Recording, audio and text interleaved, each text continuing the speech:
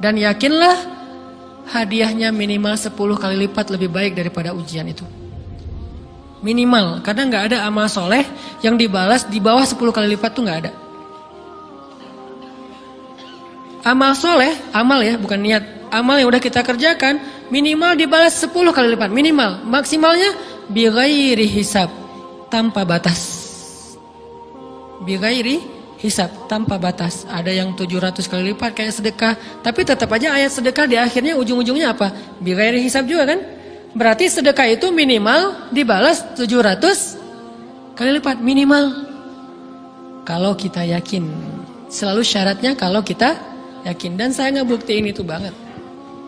Saya pernah ngalamin lagi jalan-jalan di sebuah kota yang ada becak kayuhnya, becak sepeda gitu ya.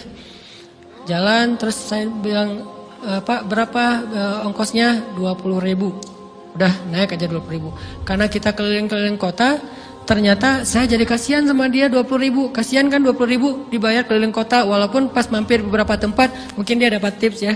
Tapi saya nggak tega gitu, dia cerita tentang anaknya lagi sekolah, apa segala macam, makin bikin baper kan. Pas selesai, saya kasih dia 100.000. Dari 20.000 dikasih 100.000 karena kasihan. Dan saya yakin nggak mungkin sedekah itu sia-sia. Kan Nabi bersumpah kan, demi zat yang jiwaku di dalam genggamannya, tidak berkurang harta karena sedekah. Demi Allah, kata Nabi, nggak berkurang harta karena sedekah. Berkurang harta karena belanja? Ya. Berkurang harta karena pacaran? Banget. Modal banget kan? Apalagi buat cowok. Tapi berkurang harta karena sedekah? Nggak mungkin, kata Nabi. Demi Allah nggak berkurang harta karena sedekah. Berkurang harta karena istri? Nggak. Karena memberi kepada istri itu pahalanya lebih gede daripada sedekah. Makanya ngemodalin pacaran setelah nikah itu tumbuh berkah. Modal pacaran sebelum nikah itu hapes. Jadi kalau pengen modal nih, ngemodalin cewek, traktir, ngapa-ngapain, bayarin, jangan sebelum nikah. Sebelum nikah jadi orang pelit aja, nggak apa-apa.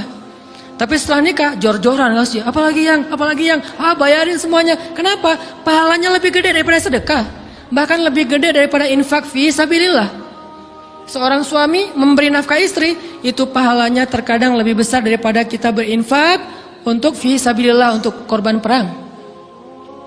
Saya heran kalau ada orang sedekahnya rajin tapi ke istrinya kikir, aneh, berarti dia nggak ngerti konsep. Padahal memberi kepada istri itu selama itu kebutuhan pokok ya, dan sedikit entertain, nggak apa-apa asal nggak berlebihan, itu luar biasa. Makanya saya kalau jalan sama istri yang yang mana? Itu yang Oni suka. Oh ya, Oni suka. Kasih aja. Kenapa? Minta ini. Kasih.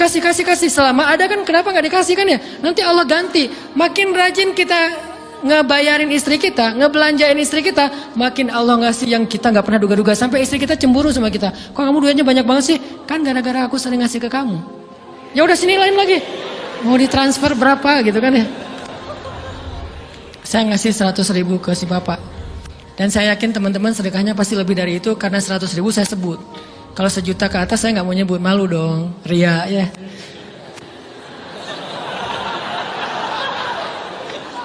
Sebenarnya nggak pernah sih. 100.000 deh, karena kan kecil. Saya kasih 100.000. Ternyata begitu saya kasih 100.000, dia doa. Nah ini nih pentingnya sedekah ke orang yang membutuhkan tapi nggak minta-minta. Dia tulus. Dia langsung doa, ya Allah Pak, mudah-mudahan rezekinya lancar, berkah, bertambah, dan segala macam, bahagia keluarganya. Doa-doa ini semuanya dikabulkan dalam hitungan hari. Pertama, bertambah bahagia rumah tangganya, dapat kecupan dari istri. Dia nganggap suami saya cowok banget sih, mulai 1 nih. 2, demi Allah, selang 15 jam kalau nggak salah, karena waktu itu malam, besok paginya ada orang yang ngejar-ngejar saya pengen ngasih hadiah. Ustadz, saya pengen ketemu Ustadz. Maaf, saya nggak bisa ketemu sekarang, lagi rush, lagi tight schedule, gitu-gitulah, sok-sok gaya nggak jelas gitu ya. Terus Ustadz, saya pengen banget ketemu. Dia nggak ngomong pengen ketemu apa.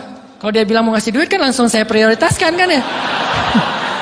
Berhubung dia nggak ngomong, ya udahlah, saya sok-sok jual mahal gitu. Tapi yang namanya rezeki kan gimana kita tolak, dia datang kan. Saya nolak. Pokoknya sebentar aja, 5 menit nggak akan ganggu waktu Ustadz. Ya udah besok pagi ya pas breakfast gitu. Pakai gaya-gaya dikit breakfast. Pas breakfast, oh ya siap Ustadz. Jam berapa? Jam 8. Udah janjian jam 8. Mungkin orangnya nih dengar live streaming, Pak jazakumullah khair jaza. Makasih banyak, mudah-mudahan Allah tambahkan rezekinya. Terus beliau besok mau flight ke luar kota jam 8. Akhirnya ngubungin lagi malamnya, Pak Ustadz maaf gak bisa ketemu besok. Karena saya jam 8 itu jadwal terbang. Oh ya udah nggak apa-apa. Senang dong saya nggak jadi ketemu kan. Tahu gitu kan nyesel saya tuh. Senang. Besok pagi jam 6 Pak Ustadz, alhamdulillah ternyata penerbangan saya di-delay ke jam 11. Allah delay penerbangannya demi ngasih rezeki buat saya. Kan luar biasa kan? Nah, ini hikmah kepedean saya, kegeeran kepada Allah gitu. Di-delay demi saya. Kan kadang-kadang GR ya di depan Allah ya. Robbi akraman kan gitu ayatnya. Allah memuliakan saya dengan istighfar tetap. Akhirnya saya bisa ketemu Ustaz. Saya nggak baca WA-nya. Terlambat baca, baru baca jam 8. Dia udah mulai agak putus asa. Kayaknya udah gak mungkin ketemu nih. Jam 8 pas saya baca, ternyata orangnya nggak di delay. Ya udah saya balas. Ya udah sekarang saya tunggu ya jam 9. Maaf cuma sebentar. Nggak apa-apa Ustaz 5 menit. Datang dia. Datang ngasih apa coba? Ngasih duit 200 juta.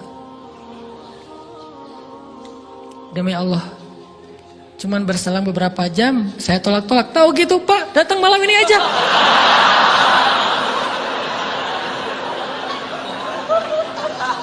Harusnya malam itu juga saya cari orangnya. Kalau perlu saya yang nyamperin Bapak. Sherlock, saya kejar. Manusia gitu banget ya. Tapi Masya Allah di situ saya jadi tahu, oh doa orang itu lebih akurat, lebih mantap, lebih diijabah daripada doa saya. Mungkin bukan karena sedekah, tapi karena doa setelah sedekah. Ya Allah dan segala macam dimudahkan sama Allah. Itu luar biasa loh. Saya nggak percaya. Saya pikir main-main. Orang nih iseng kayaknya pengen ketemu doang, pengen selfie. Ternyata pas saya cek, ditransfer, di capture, Ustadz udah ditransfer. Saya, jangan-jangan nih jebakan Batman gitu ya. Nyari-nyari sana segala macam. Alhamdulillah ternyata emang niat baiknya pengen, alhamdulillah saya terkesan, saya dapat hidayah lewat Ustadz segala macam. Sekarang saya pengen membalas jasa Ustadz walaupun kecil 200 juta. Untung saya nggak kaget dan kemudian pingsan. Pak 200 juta, stroke kan ya, bahaya. Lebih mahal dari 200 juta. Ini keajaiban ya teman-teman. Jadi kita tuh, saya kan sering bilang keajaiban itu terjadi tergantung tingkat iman. Bukan saya udah soleh banget enggak. Saya belajar terus untuk yakin deh sama Allah. Modal kita tuh kan gini sebetulnya kan. Duit kita tuh banyak loh teman-teman. Cuman gak disimpan di bank, gak disimpan di saku, disimpannya di sisi Allah. Bedanya apa sih? Kenapa kita kalau disimpan di bank tenang? Saya lagi punya duit banyak dari 100 juta. Di mana? Di bank, aman. Kenapa kalau disimpan di saku aman, tenang? Kenapa kalau disimpan di Allah nggak tenang? Kenapa kalau disimpan di Allah kita bilang nggak punya duit? Ini kan nggak fair sama Allah, nggak punya duit nih. Siapa bilang nggak punya duit? Kan ada Allah, tinggal minta sama Allah. Tapi nggak ada wujudnya. Tapi kan ada janjinya. Bukankah janji Allah lebih kuat daripada wujud? Bukankah iman harusnya lebih mantap daripada sesuatu yang konkret yang kita lihat? Ada duitnya di sisi Allah. Kenapa nggak dikasih? Karena kita belum butuh. Kalau kita yakin duit kita itu ada di Allah, tapi dikasihnya pas kita butuh. Begitu butuh ya Allah, langsung dikasih sama Allah. Itu banget benar-benar terjadi dalam kehidupan kita. Pasti kayak gitu. Tingkat tergantung kita yakin apa enggak. Nih kalau Allah bilang, "May yuridillahu bihi khairan", Allah kalau pengen ngasih hadiah kepada seorang hamba, Allah kalau pengen ngasih kejutan kepada seorang hamba, yusib. Allah kasih dia ujian sedikit aja. وَلَنَبْلُوَنَّكُمْ بِشَيْءٍ sedikit بِشَيْءٍ مِنَ الْخَوْفِ وَالْجُوعِ وَنَقْصٍ مِنَ الْأَمْوَالِ وَالْأَنفُسِ وَالثَّمَرَاتِ وَبَشِّرِ الصَّابِرِينَ. Kami uji sedikit aja dengan rasa lapar, dengan rasa takut, dengan sedikit kekurangan ini dan itu, sedikit. Tapi wabasyiris sabirin, sampaikan kejutan kepada orang yang bersabar. Sampaikan kejutan kepada orang bersabar. Jadi bisa dibilang kejutan-kejutan hidup kita itu munculnya dengan iman dan sabar. Dengan iman dan sabar. Iman artinya yakin, husnuzon sama Allah. Ana inda dhanni abdi bi. Aku tergantung prasangka hambaku kepadaku.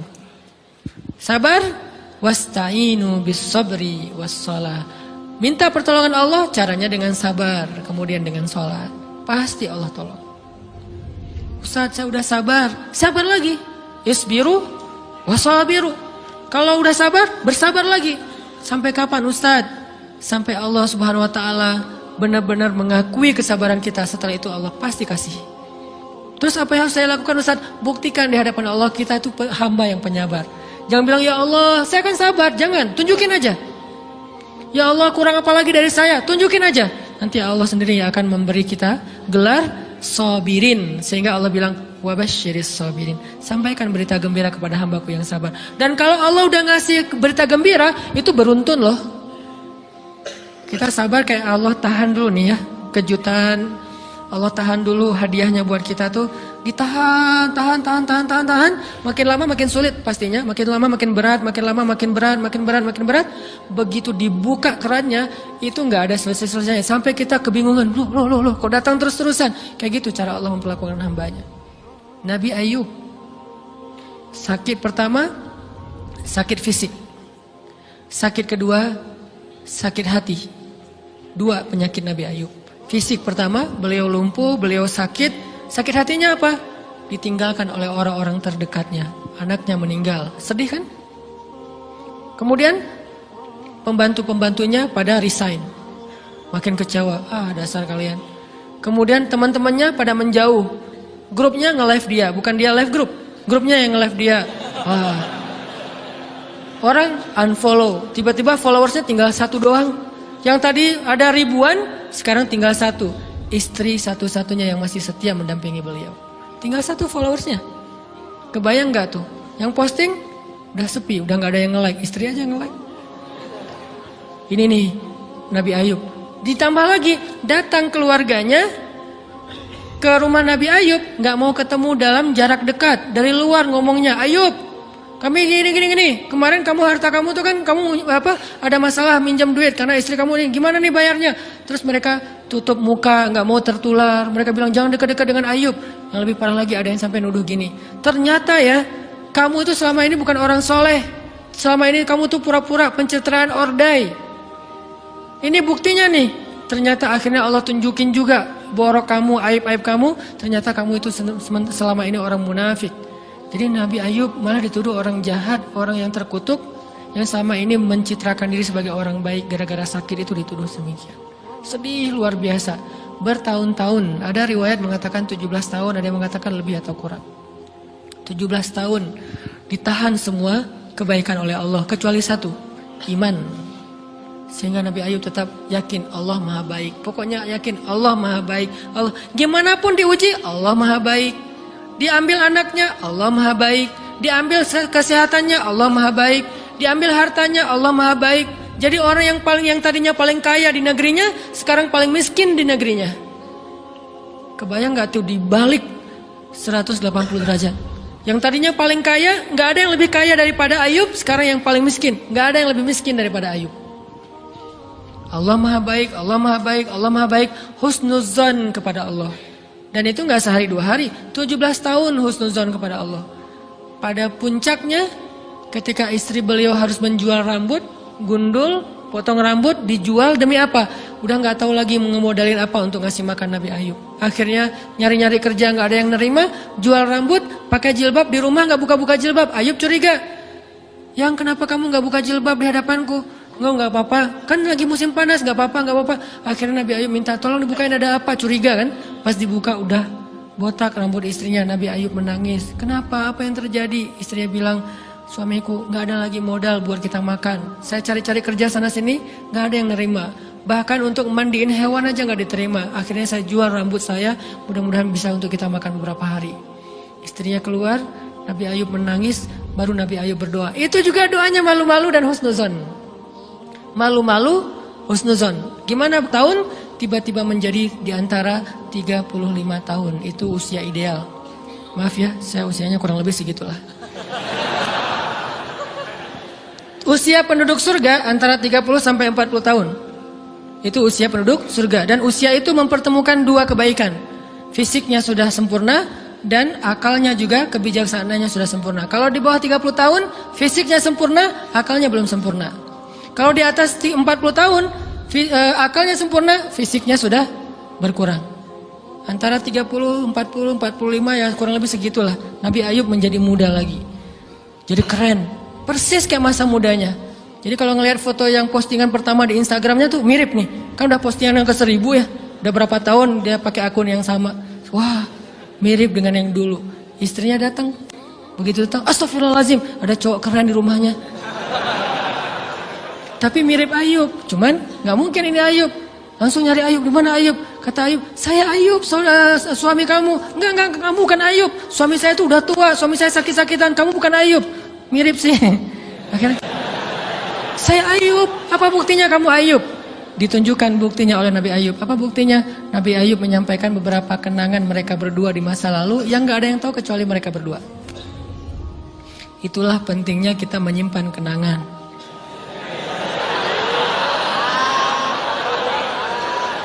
Kalau ada masalah gitu kan, nauzubillah harus operasi apa wajahnya. Kamu bukan suami saya. Ada buktinya apa? Ada satu hal yang cuma kita berdua yang tahu.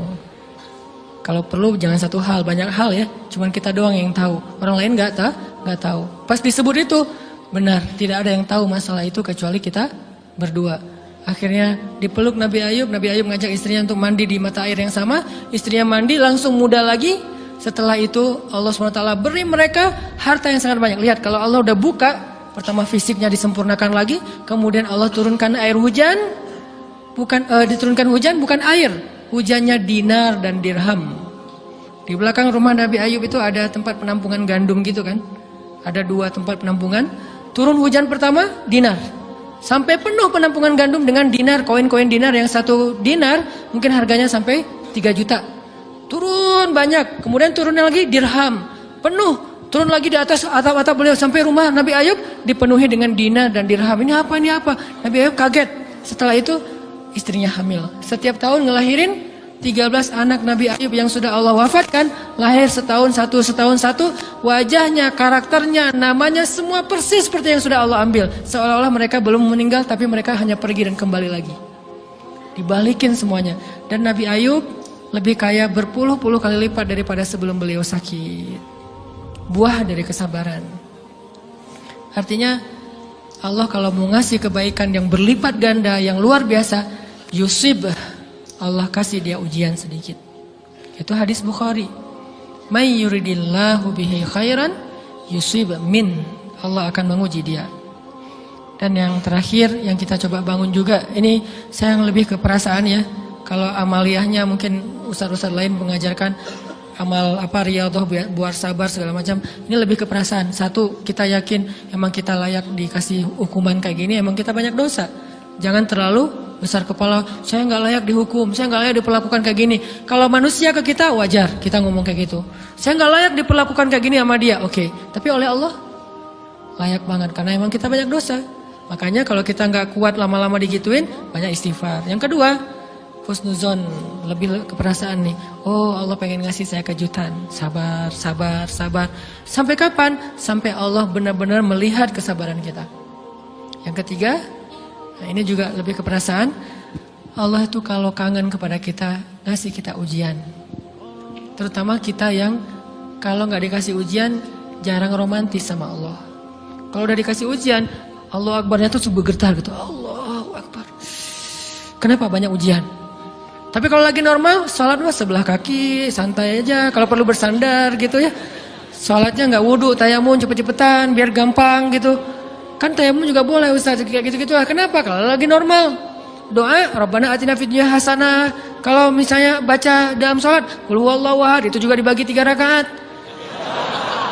Tapi kalau lagi diuji, Alif Lam Mim, Toha, Yasin, semua dibaca pembukaan surat. Khatam 30 juz teh. Kenapa? Lagi diuji. Sholat panjang, doa ya Allah, habis-habisan. Baru takbir udah nangis, Al-Fatihahnya nangis. Terus kalau ini baca Al-Quran, Bismillahirrahmanirrahim, khusyuk gitu. Tahajud, belum malam dia udah tahajud gitu. Tahajud, kirain udah saking semangatnya. Maksudnya apa? Belum malam dia udah tahajud. Dari sore udah kangen malam. Kapan ya malam? Kapan ya tengah malam? Kapan ya saya pengen tahajud? Kangen dengan tahajud. Kan ada orang kayak gitu. Saya kenal beberapa orang yang katanya hanya menunggu malam aja setiap hari. Setiap pagi kapan ya malam? Pas malam bahagia tahajud. Pagi lagi kapan ya malam? Artinya belum malam udah Udah tahajud, saking kangennya dengan tahajud, rindu banget sama Allah, romantis banget dengan Allah, khatam Al-Quran berkali-kali dalam seminggu. Begitu dia dikasih jalan keluar, menjauh sampai lupa sama Allah. Sehingga kalau Allah kangen sama dia, Allah kasih dia ujian dikit. Ta'ala ya abdi, kesini wahai hambaku, kesini. Biar kita berdua-duaan lagi nih. Kalau nggak mau digituin, tetaplah dekat kepada Allah walaupun kehidupan kita dalam keadaan mudah. Tetaplah romantis sama Allah, tetaplah gampang tersentuh oleh ayat-ayat Allah walaupun hidup kita dalam keadaan normal. Mudah-mudahan 3 rahasia ini bisa menjadikan kita berhusnuzon dan terbangun awareness kita ketika kita lagi diuji, terutama ujian-ujian yang spontan muncul dari kata-kata teman kita, dari sikap orang lain. Langsung ingat, oh saya mau ada dosa yang mau Allah hapus. Oh habis ini mau dikasih kejutan. Oh Allah lagi pengen dekat sama saya. 3 hal ini mudah-mudahan terus kita latih. Awarenessnya yang dilatih, bukan hadis-hadisnya yang dihafal. Mudah-mudahan ketika diuji spontan kita langsung sadar, langsung balik on the track. InsyaAllah Allah subhanahu wa ta'ala istiqomahkan kita fis sarra wa fit dharra, dalam keadaan suka maupun dalam keadaan duka.